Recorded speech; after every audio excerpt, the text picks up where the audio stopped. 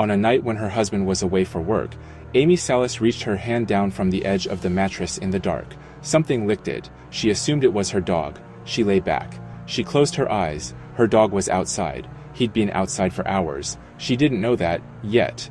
But whatever was lying beneath that bed, watching the underside of the mattress shift with her breathing, it did.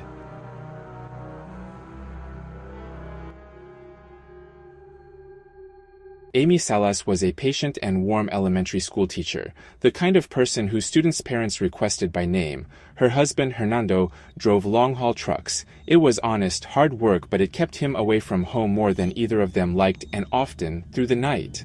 Sometimes for days at a stretch. Their 12-year-old daughter, Ruth, had inherited the best of both of them, her mother's quiet kindness, her father's stubborn resilience. And then there was Jojo, a large, golden-eyed, Labrador retriever, who took his role as family guardian very seriously, even if his primary method of protection was enthusiastic tail wagging. They were a tight-knit, loving family. They were also a family under financial strain. When their landlord told them they needed to vacate, they didn't have many options and they didn't have much time, which is why, when the house on the edge of town appeared in the listings, it felt like an answer to a prayer. 4 bedrooms. More space than they'd ever had. It was older and needed work. It had paint peeling in places, floors that groaned underfoot, a yard that had been left to its own devices for some time. But the price was extraordinary, almost unbelievably low. When something seems too good to be true, we're supposed to ask why. The Salas family was tired. They were desperate. They signed the papers, loaded the truck, and moved in. They didn't ask why. The first few nights were disorienting with strange shadows and unfamiliar creaks. It was the way a lot of older houses are. Then there was the eerie silence of a neighborhood you don't yet know. Then came the sounds from inside the walls. They heard soft scraping and faint rustling behind the drywall, like something small shifting around in the dark space between the plaster. Amy and Hernando told each other that it was probably just mice or a squirrel that had found its way in. Old houses attract pests. They convinced themselves it was nothing. Jojo, on the other hand, was not convinced. The dog stationed himself at different points along the wall, with ears forward and body rigid, and barked. It wasn't the playful bark of a dog chasing a shadow, but something lower, directed and insistent. They'd pull him away, settle him down, and he'd be fine for a while. Then he'd find another spot along the same wall and start again.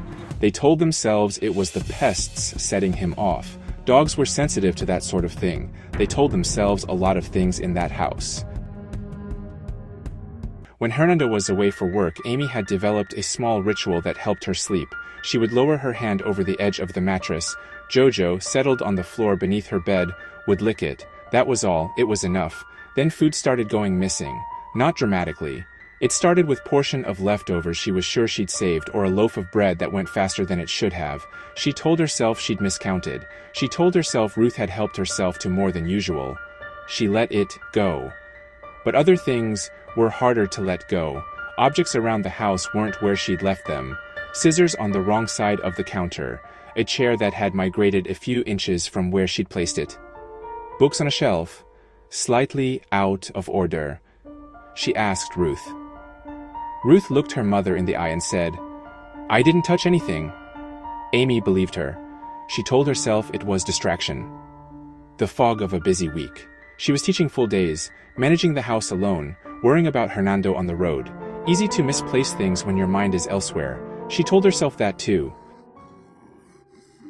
The night Ruth woke up screaming, everything changed. Or it should have. It was late. The house was dark. Ruth's eyes were pulled awake by some instinct she couldn't name, and there in the doorway of her bedroom was a shape, a man with dark clothes, standing as still as a statue, watching her. For a frozen moment, neither of them moved, and then...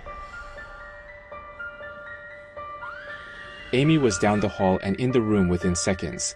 Light on, heart hammering, but there was nothing there, no figure in the doorway, no shadow retreating, just Ruth, shaking in her bed, insisting that she had seen someone standing there.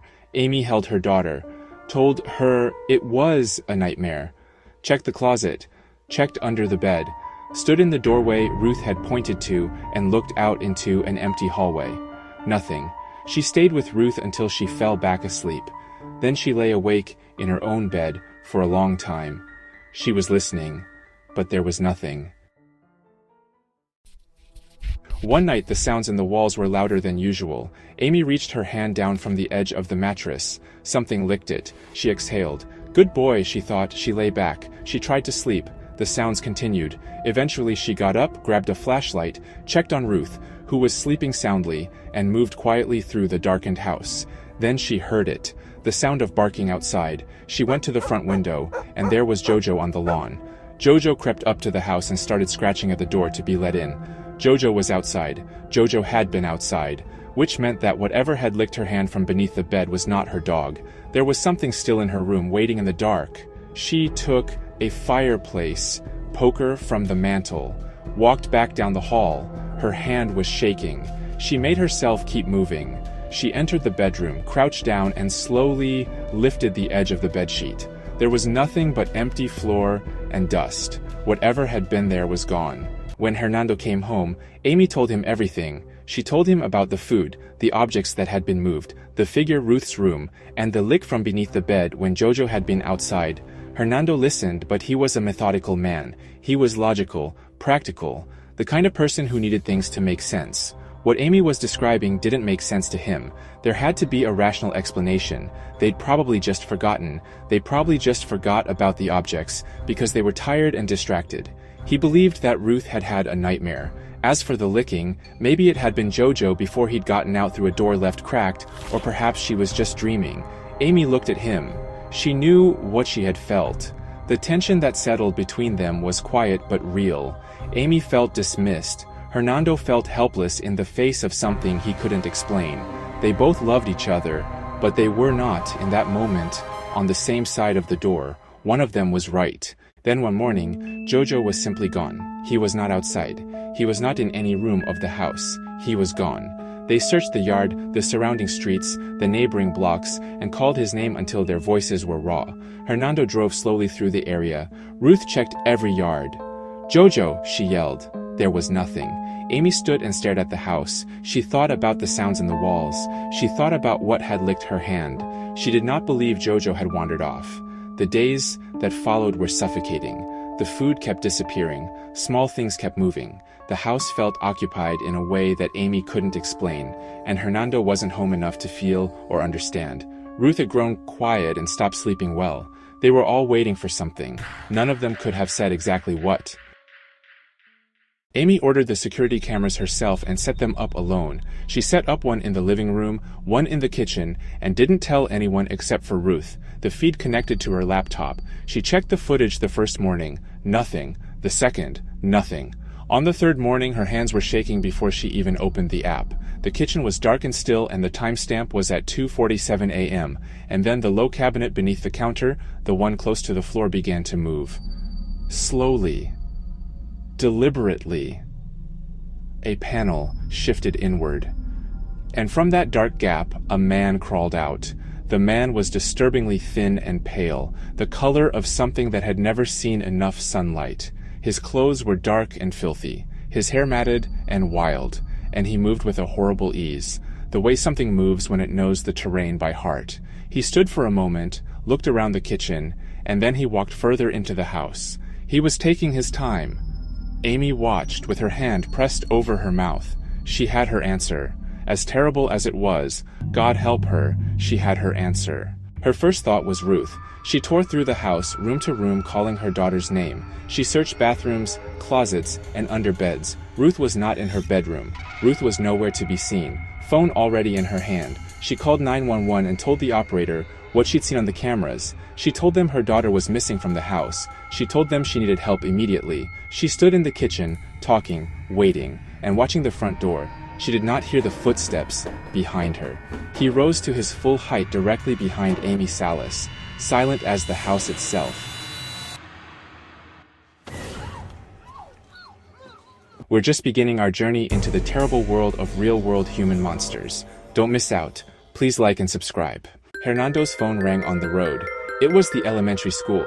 Amy hadn't shown up for work. He tried calling Amy multiple times on both her cell phone and their home phone, but there was no answer. He turned the truck around. He arrived at the house to find it empty. There was no sign of Amy or Ruth. He moved through the rooms in escalating panic, trying to make sense of the disorder. Then he stumbled upon Amy's laptop. The security camera app was still open. He watched the footage. He called the police and told them to come back. The officer reminded him that they had already been there that morning and found nothing. Hernando told him there was an intruder living inside the walls of his house. Then he followed the logic of what he'd seen. He went to the kitchen, knelt at the low cabinet, pulled it open, and kept pulling until the panel behind it gave way and revealed the passage behind the wall. He called into the dark. His voice came back to him, swallowed whole. He was too broad-shouldered to fit through. The passage had not been built for a man like him. He stepped back, and he waited. Police and fire department arrived with tools. They worked methodically at the wall, cutting, prying, expanding the opening. Then they went in. Hernando followed. The crawl space was low-ceilinged, close-walled. The smell was mildew and something worse, something unmistakably human. They moved with flashlights, following the passages the structure allowed until the passage opened into something that stopped all of them.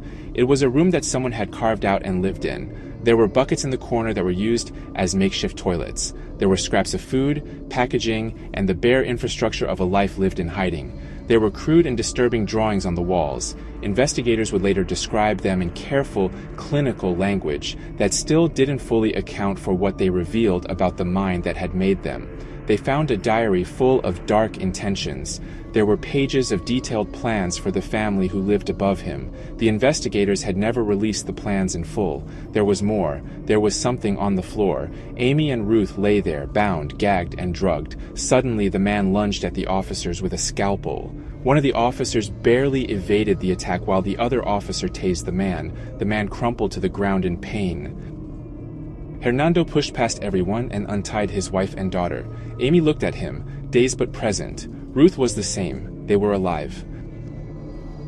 The Salas family has since moved away from that house. They don't speak publicly about what happened. What is known comes from police reports, court records, and the accounts of first responders who entered that room and saw what the man had built for himself inside of the family home. He had been there before the Salas family ever arrived. He had built a network of passages with access to every room in the house.